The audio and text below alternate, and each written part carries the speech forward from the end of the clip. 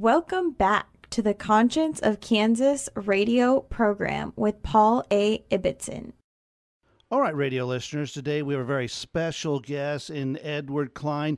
Edward is a New York Times best-selling author of The Amateur, Barack Obama in the White House, which has just recently been released to paperback. And Edward, I'd like to welcome you to the Conscience of Kansas radio program. It's my great pleasure to be with you, Doctor. This is a great book. You know, it's a powerful book, and it's a book I think that a lot of folks are still getting, first touches on. And it covers so many different topics. I was looking at a New York Post article that you wrote, very interesting. I think that dovetails into The Amateur. You were talking about the Obama-Clinton kind of cabal going into 2016. I wondered if you might talk a little bit about that. I'd be happy to. This is what I did with the paperback is I updated it to bring it up to date and to make it relevant to readers today. It's available on Amazon and at all the bookstores and at very reduced price. And in this book, I tell the story based on my reporting of a deal that was struck between the Clintons and the Obamas, that in which Bill Clinton agreed to campaign for Barack Obama, even though he does not like Obama. They don't get along. They don't respect each other. In 2012, give a speech at the Democratic National Convention, which we all remember, and go out and campaign in a full-throated way for him, in return for which Obama promised to endorse Hillary Clinton if she ran in 2016. Yeah, it's interesting, especially when people go back and reflect on the primary that Barack Obama and Hillary were in. I mean, that was pretty nasty stuff. And I kind of wondered at the time if they might not have brokered some kind of a deal to avoid having that end more gruesomely than it did. I was kind of amazed. I'm sure there's no love lost between George W. Bush and Bill Clinton, between those two. But I was kind of surprised at just how much animosity, you might even call it hatred, that exists between the Clintons and Obama. Well, there's no question that you're right. They don't respect each other. It was Bill Clinton who called Obama the amateur. That's where I got the title for my book. He doesn't think he knows how to be president, doesn't think he knows how the world works. He thinks he's aloof and detached from his job. On the other hand, Obama thinks Clinton is an opportunist and only interested in power and glory and not in principles. Obama, for instance, was very critical of Clinton's presidency when he announced that the era of big government is over. Obama's a big government guy. Oh, yeah. You know?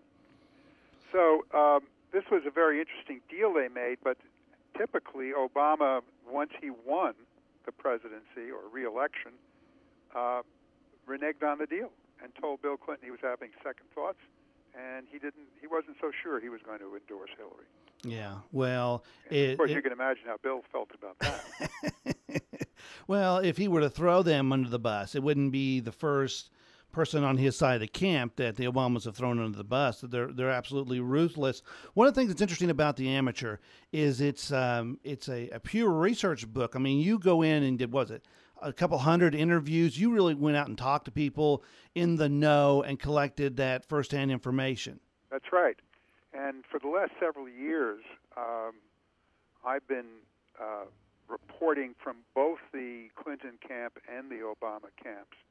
I have sources in both camps, and they tell me the following, and this is all in the paperback that's just come out.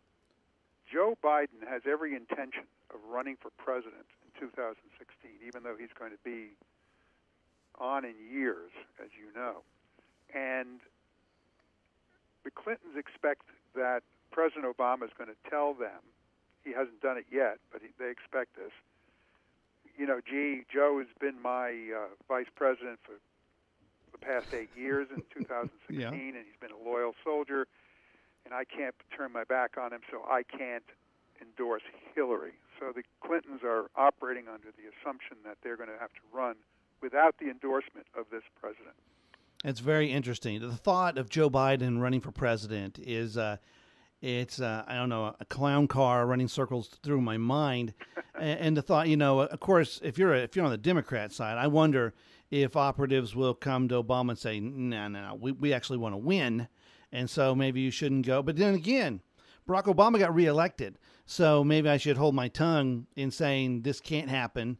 But very, very, very interesting. When I look at the title of your book, The Amateur, and I look at Barack Obama, I'm torn a little bit because obviously amateurs fail. Amateurs don't know how to do their job as professionals do. Amateurs that fail often lie about their failure, depending on how much character they have as an amateur. Barack Obama meets all those criteria. He's been an abysmal failure to this country. He's lied upon lied to try to cover those and never takes responsibility. But I wonder in my mind, sometimes if he's more, an amateur can be naive and not evil or have a master plan of destroying the country. I wonder often if this president doesn't want to destroy the country. Is it that he's an amateur socialist that's out there trying to implement his plan without understanding the ramifications of what's going to happen when his stuff goes into effect? Well, I understand exactly what you're saying, and I'm sure that your listeners do too. That how do you explain a figure who comes out of nowhere, no experience, 2 years in the Senate, and runs for president, gets elected, does not solve any of our problems, in fact, makes them worse, and then gets reelected, even though he can't run on his record. So he must have something going for him, and I do think he does, and that is that he's a great campaigner, great performer. He's very good giving speeches, as you know. Mm-hmm. He's an excellent orator, especially with the teleprompter. Yes. And he's got a fantastic political team behind him in campaigning. Then you look at governing, which is different than campaigning. Campaigning is you have an opponent and you got to win. You have to, crush your opponent. Governing requires compromise, requires subtlety, requires an ability to get along with people. He doesn't have those qualities at all because he's an amateur. He is an amateur in his executive capacity. And if you speak to, as I do, Democrats and Republicans on Capitol Hill in the Congress, whether they're Democrats or Republicans, it doesn't make any difference. They all say the same thing. I never hear from this guy. And when I hear from him, it's always pro forma. He'll take us out to dinner and then lecture us. He is not interested in reaching common ground. Yeah. Well, there's no doubt about that. And he would rather unleash minions to destroy you as opposed to debate and come to compromise. There's no doubt about that. And getting back to your question about, destroying the country, if I may just say this. Yes. I agree that what he has in mind, and has said so, he's made no bones about it, is he wants to transform this country into a European-style socialist nanny state in which the government is involved in every aspect of our lives. Mm-hmm. This is not the country that the Founding Fathers had in mind. Oh. This is a very, very he has in mind. He has a vision of a very different country in which the government guarantees outcomes rather than guarantees that there's free competition and everyone has a shot. He wants to make sure that everyone, that he's, that people who he feels sorry for can win, even if they don't deserve to win. Yeah, well said, ladies and gentlemen. We're speaking to Edward Klein, author of the New York Times best-selling book, The Amateur, Barack Obama in the White House. It's now available in paperback. We have all the links so you can pick that up at our master website of Superior Conservative Values at IbbetsonUSA.com. We also have Edward's website, edwardklein.com, listed up there as well. There's a lot of wonderful reading there. Aside from his book here in The Amateur, you get to see a wonderful picture of Edward in a very GQ pose. I would say, it's good to have people that get in here and do the hardcore research, because the mainstream media, this guy came out and became president, and nobody knew anything about him. I don't know if it was a naivete that people assumed that the Clintons were just entitled to that position, that she was going to win that position, that it was just inevitable, or if it was something more nefarious than that. But it's taken researchers like you, whether it's through his work as president and others that have covered the past of this guy, that we get a whole different picture. It's a very scary picture to me, and I wonder, Edward, can the country survive the rest of this term of this amateur in Barack Obama? I think we've already seen that in his second term, the country is in even worse shape than it was in his first term.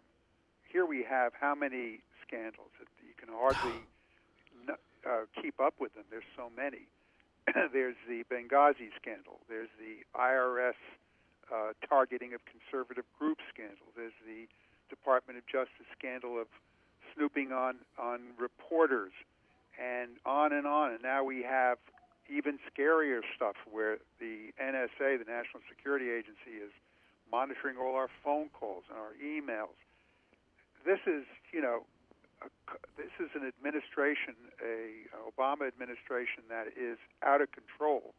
And whether we survive or not, I think, is a very good question. I think we need good people in Congress to get to the bottom of these scandals and take us wherever the truth may lie. Mm-hmm. I think that the American people are the end all, the last line of defense, that they have to demand that their representatives not only look into what's happening, not only prepare to try to undo some of this down the road, but to hold this guy accountable for what he has done, or the next bad president, the next amateur that we may get in the office is going to want to replicate this kind of activity.